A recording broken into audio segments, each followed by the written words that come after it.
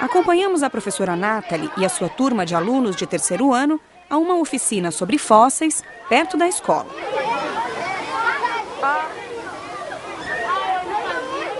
Antes de sair, as crianças discutiram um assunto na sala de aula. Nós sabemos que o dinossauro é um animal o quê? Vertebrado. Ele tem o quê? Coluna? Interna. Muito bem. As crianças, elas perguntam muito, são muito curiosas, né? E o fóssil surgiu de um interesse, de uma curiosidade das crianças. Só que nós vamos trabalhar no terceiro trimestre. No terceiro trimestre nós trabalhamos o projeto Dinossauros e já nós trabalhamos o artigo científico na língua portuguesa. Então a gente deu uma adiantada até mesmo por curiosidade, para eles pesquisarem um pouquinho mais e a gente desenvolveu esse trabalho. Então você, como professora, teve essa possibilidade de adiantar o conteúdo, levando em consideração o interesse das crianças? Isso, eu acabei adiantando um pouquinho o conteúdo, não muito, né, porque a gente não posso muito ampliar, mas assim, o início, né, porque os dinossauros, eles começam a partir de onde? Dos fósseis. Então dá pra gente dar uma lapidada desse conteúdo bem pequenininha, pra gente trabalhar mais lá na frente. As crianças caminham por alguns quarteirões até a oficina. Lá são recebidas por um biólogo que vai contar um pouco sobre os fósseis. Uma das partes da biologia que a gente pode estudar são animais que não estão mais na Terra, que são os dinossauros e outros animais. E para a gente estudar os dinossauros, como o ser humano nunca esteve junto com um dinossauro vivo, andando lado a lado, para um conhecer o outro, o único jeito de a gente estudar os dinossauros é através dessas peças aqui, ó. Agora, vocês sabem como se forma um fóssil? Não. Alguém tem ideia? Como você? Vai se decompondo na Terra, vai passando há milhares de anos. Vai se decompondo e passando milhares de anos. E uma coisa que ele falou é certo. Isso aqui tem milhares de anos, são animais que vão se decompondo. Mas sabe como se forma certinho? O que a gente vai fazer agora, pessoal? Vocês vão receber essa pecinha aqui, ó. Isso aqui é uma réplica de um fóssil de um trilobita, que é esse carinha. E aí vocês vão escolher do jeito que vocês quiserem pintar. Bacana? Antes de mais nada, é importante lembrar que aquela concepção antiga que se referia aos conteúdos apenas como sendo os conteúdos conceituais, né? Essa ideia ela foi ampliada, né? Então hoje, quando nós falamos de conteúdos, nós estamos falando muito mais do que uma lista de conceitos a serem abordados, né? Nélio Biso é professor da Faculdade de Educação da USP. Conversei com ele sobre a escolha dos conteúdos de ciências tanto na educação infantil quanto no ensino fundamental. É preciso que o professor tenha presente que o projeto pedagógico da escola, né, sinaliza direções importantes, né? E a partir dessa sinalização, o professor precisa então perceber, dentro da realidade da escola, dentro da realidade dos alunos, né, quais são então aqueles conteúdos que são mais relevantes e que podem ser utilizados então com mais eficiência com seus alunos, né? Então, não há mais, antigamente se falava em grade curricular, né? Então se dizia, qual é o assunto, qual é o conceito que eu preciso trabalhar no primeiro ano, no segundo ano, no primeiro bimestre do primeiro ano. Isso não existe mais. Nós temos, então, determinações legais, né, que são as diretrizes curriculares, e há diretrizes curriculares nacionais, há diretrizes curriculares no âmbito estadual e também, e muitas vezes, no âmbito municipal, né? Então o professor precisa entender esses documentos, o corpo de professores da escola precisa conhecer esses documentos, precisa conhecer as orientações da rede de ensino na qual ele trabalha, não é? E a partir disso o projeto pedagógico da escola vai definir caminhos, né? E cada uma das disciplinas então vai selecionar aqueles conteúdos mais adequados para aquelas finalidades. Quer dizer que os princípios gerais para o trabalho escolar estão relacionados às diretrizes curriculares nacionais? Mas os parâmetros curriculares, que são mais conhecidos como PCNs, qual é a diferença entre um e outro? Na verdade, é uma grande confusão sobre o que é o parâmetro curricular nacional e o que são as diretrizes curriculares nacionais. Os parâmetros curriculares nacionais, como o próprio nome diz, né, são orientações, são sugestões, são balizas. Mas a própria Constituição e a própria Lei de Diretrizes e Bases fala, então, que os sistemas de ensino serão guiados por diretrizes. Os Parâmetros Curriculares Nacionais de Ciências Naturais, publicados em 1997, trouxeram mudanças no ensino. Uma delas foi dividir o conteúdo em 4 eixos temáticos: ambiente, ser humano e saúde, recursos tecnológicos e terra e universo. Os 3 primeiros estão presentes em todo o ensino fundamental. Já a terra e universo é indicado a partir do 6º ano, no Fundamental 2. Na época, a exclusão deste tema nos anos iniciais do ensino fundamental gerou críticas. Eu fui atrás de saber como é que se tinha caído alguma caixa no transporte dos parâmetros para a gráfica e como é que tinha caído o termo universo. E a explicação que eu tive foi que na última hora a equipe central lá achou que era muita coisa, então falou, não, vamos tirar um, e aí tiraram terra e universo. Hoje é impossível você encontrar uma escola que não tenha terra e universo no seu currículo, não inclua discussões como o Sol, como a Lua, como as estrelas, as estações do ano, não é? Isso faz parte da curiosidade natural das crianças, não é?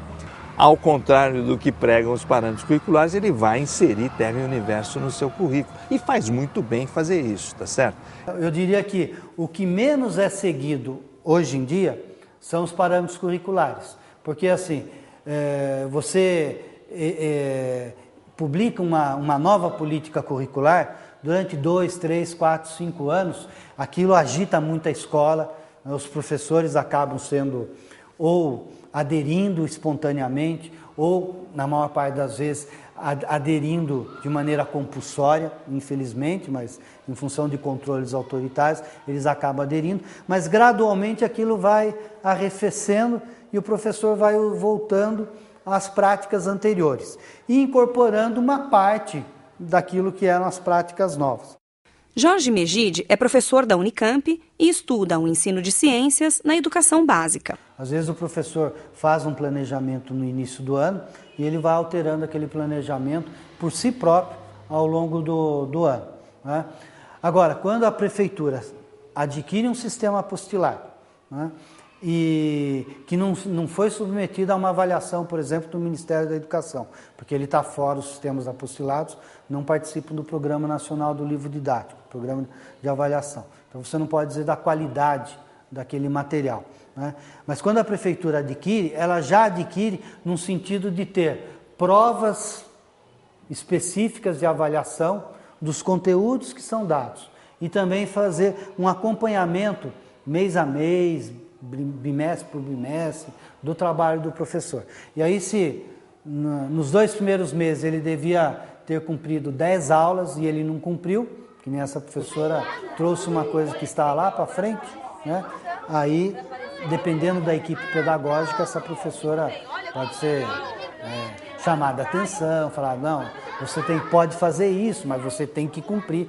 Quer dizer, desde que você cumpra tudo que está na apostila, né, você pode fazer o que você quiser além disso. Apareceu na televisão, apareceu no bairro uma exposição de dinossauros. Enfim, se ocorreu alguma coisa no contexto que chama a atenção das crianças, é preciso ter a sensibilidade para fazer um rearranjo do planejamento, isso é perfeitamente possível, e atender então aquela demanda. Agora, ao mesmo tempo, eu não aceito, por exemplo, eu como pai tive que ouvir uma professora dizer o seguinte, olha, nós íamos estudar esse ano meio urbano e meio rural. Aí fizemos uma votação, as crianças não quiseram estudar meio rural, então nós estudamos só meio urbano. Quer dizer, também também não é assim, as crianças também não podem ser ensinadas a serem ditadores, né? Eles não sabem o que é o conhecimento universal, o que são, enfim, o que é, assim como o professor deve saber, né? Aqui na EMEI Guia Lopes é a horta que aproxima as crianças dos conteúdos de ciências. Na educação infantil, eles são chamados de natureza e sociedade. Como que a gente fez para plantar nosso rabanete? A gente colocou a sementinha. Ó, espera um pouquinho. A Larissa tá falando. Larissa, como que foi? Nós colocamos a sementinha e ele foi crescendo, foi crescendo. Ah, ele não apareceu assim, de repente virou um rabanete, né? É. Por que mais que ele precisou para crescer? De água. De água. Hoje a gente vai plantar uma outra sementinha.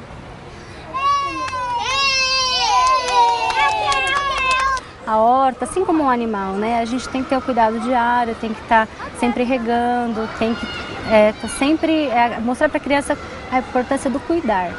Então acho que essa é a maior, o que a gente dá mais ênfase. E além disso a gente trabalha o projeto com os animais, os bichinhos de jardim, que na horta é uma ótima oportunidade de explorar, porque aparecem vários bichos, parece minhoca, joaninha, borboleta. Essa daqui é diferente. No rabanete a gente fez um buraco, por quê? O rabanete é uma raiz, ele cresce lá no fundo. O alface não, a raiz dele fica embaixo. Então a gente vai passar só um risco e nesse risco a gente vai plantar a sementinha, tudo bem? Ah, pronto. Mas aqui, ó, vamos começar daqui, a gente tem que começar de um cantinho, né? Os PCNs não tratam de conteúdos da educação infantil. As sugestões de práticas para os professores de creches e pré-escolas estão no Referencial Curricular Nacional para Educação Infantil, publicado em 1998. Eu participei também da elaboração dos referenciais e a primeira discussão uma das discussões básicas que nós tivemos é que não fazia sentido você trabalhar já com o mesmo corte disciplinar todas as áreas, né? Então, enfim, natureza e sociedade tem mais a ver com essa, enfim, a horta, o que é a horta, não é? A horta, há pessoas que trabalham na horta, então a horta, de certa maneira, é um espaço social, né? Ao mesmo tempo, ela não é só botânica, ela não é só agricultura, ela é, enfim, um evento social, quer dizer, ela tem a ver com as pessoas que trabalham em torno dela, quer dizer, as crianças, ao se aproximar desses objetos, é saudável, né? Que se aproximem deles entendendo, enfim, que junto com a ciência você tem a cultura, então, a preparar um alimento, o que é esse alimento, o que é uma culinária, né? O que tem a ver com a cultura de um lugar, com as tradições de um povo, né? Então, enfim, ela vai se aproximar, evidentemente, não apenas do aspecto botânico ou, enfim, do físico, químico da comida, né? Mas, enfim, entender de uma maneira mais ampla o que aquilo tem a ver com a natureza e sociedade, né? Pelo fato da criança ser muito ativa, muito observadora, muito inquisidora, ela pergunta muito, ela se interessa por descobrir o meio em que ela vive, né? Então, assim, ciências é uma área, uma disciplina muito específica, muito favorável para isso, né? Porque remeteria diretamente as crianças a brincarem, a se relacionarem com os colegas, né? A investigar o ambiente vegetal, animal, físico, o ambiente construído pelo homem. Quer dizer, de modo geral, é bem propício, favorece muito o desenvolvimento da criança. Tá pingando. Fecha bem, senão o passarinho depois vem aqui e come. Passarinho é esperto. Eles, na verdade, são acho que os que estão mais ligados às ciências até do que a gente, porque eles já têm a curiosidade, eles são exploradores. E essa faixa etária é a mais importante para isso, porque é o que a gente está formando, né? É esse cuidado, e eles, o interesse deles é que gera o nosso trabalho, não o contrário, né? A gente cria esse tipo de trabalho para as crianças, elas que fazem com que a gente faça esse tipo de trabalho com elas.